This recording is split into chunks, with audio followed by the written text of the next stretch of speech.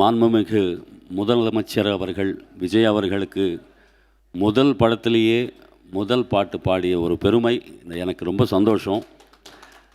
நாளைய தீர்ப்பு படத்தில் சின்ன தம்பி உன்னை நம்பி இந்த நாடு காத்திருக்கு, நாளெடுத்து நீ படித்து மண்ணின் மானம் காப்பதற்கு, நீங்கள் தானே நாடாளும் ராஜாக்கள், எந்த நாளும் வாடாத ரோஜாக்கள், நாம் யாவரும் ஓரினம் ஓர் குலம் பேதமும் இல்லையே, சின்ன தம்பி உன்னை நம்பி இந்த நாடு காத்திருக்கு.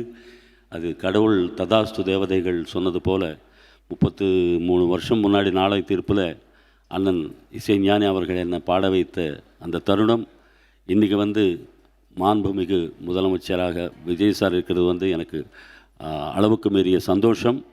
நிறைய நல்ல காரியங்கள் நம்ம எல்லோருக்கும் நடக்கும் அப்படின்னு நான் மனதார நம்புகிறேன். 100% அவர் செய்வார். 100%. தேங்க்யூ சீஃப் மினிஸ்டர் அவர்களுக்கு. நல்லா இருக்குது சார்.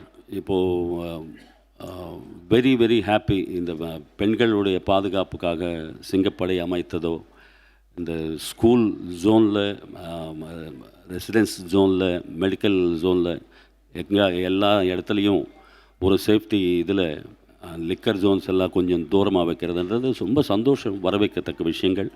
இது போல் நிறைய பண்ணுவார் அப்படின்னு சொல்லிட்டு, ஏன்னா அவர் எல்லாமே பார்த்துட்டார் சார். பேர் புகழ், காசு, பணம், ஃபாரினில் ஒரு ஹீரோவாக நடிக்கிறது, ஒரு ஹீரோவாக புகழ், அதெல்லாமே ஒரு மனிதனுக்கு என்னென்ன ஆசைகள் தானே மனிதனை வாழ வைக்கும். அதெல்லாமே தாண்டி ஒரு இடத்துக்கு போயாச்சு. ஸோ மக்களுக்கு ஏதாவது செய்யணும் அப்படின்ற ஆர்வம் தான் தெரியுது அவருடைய ஒவ்வொரு செயலில். கண்டிப்பாக அவர்கிட்டேருந்து தமிழ்நாட்டுக்கு நல்ல காலம், நிறைய நல்லது நடக்கும் அப்படின்னு நான் நம்புகிறேன். It's my personal. Sir,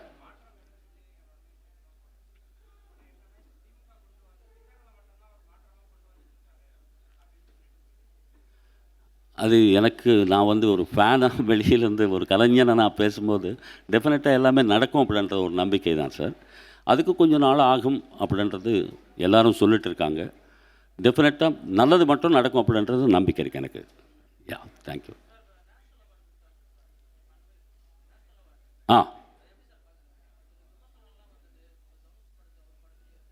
sir, வரவேற்கத்தக்க விஷயம். அதாவது நேஷ்னல் அவார்ட்ஸ் நம்ம தமிழுக்கே கிட்டத்தட்ட 13-14 கிடச்சிது. அவங்க எவ்வளவு, ஏன்னா நான் ஒரு படம் நடிச்சிருக்கேன், சிங்காரவேலன், ரொம்ப வருஷம் முன்னாடி. கமல் சார், இளையராஜா சார் சொந்த படம். அது காலையில் 6 மணிக்கு போனால் கமல் சார் உட்பட எல்லோரும் ரெடியாக இருக்காங்க. 5:40க்கு வித்து மேக்கப் ரெடியாக இருக்காங்க. எல்லோரும் எந்திரிச்சு வணக்கம் சொன்னாங்க. அடுத்த நாள் 5:30 மணிக்கு இருக்கேன் நான். 6 மணிக்கு போகல, 5:30 மணிக்கு, அரை மணி நேரம். ஏன்னா கமல்ஹாசன் சார் அந்த டெடிக்கேஷன் சார். அவங்க டெடிக்கேஷன், படம் ஓடுதோ இல்லையோ, ஒரு 6 months 7 months ராப்பகலாக உழைச்சி ஒரு படம் ரெடி பண்ணுறாங்க. ஒரு 100 ரூபாய் டிக்கெட் நம்ம வாங்கிட்டு நல்லா இல்லைன்னு சொல்கிறோம், அது வேறு விஷயம். பட் அந்த உழைப்புன்றதுக்கு பலன் நேஷ்னல் லெவலில் அவங்களுக்கு கிடைக்கும்போது இன்னும் அவங்களுக்கு என்னென்னா நிறைய நல்ல விஷயங்கள் நடக்கும் அப்படின்றது தான் என்னுடைய கருத்து.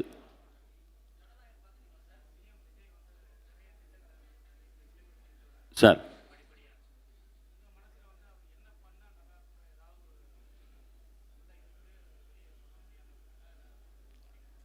இல்லை சார், நிறைய ஜாப்ஸ் வரணும் யங்ஸ்டர்ஸ்க்கு.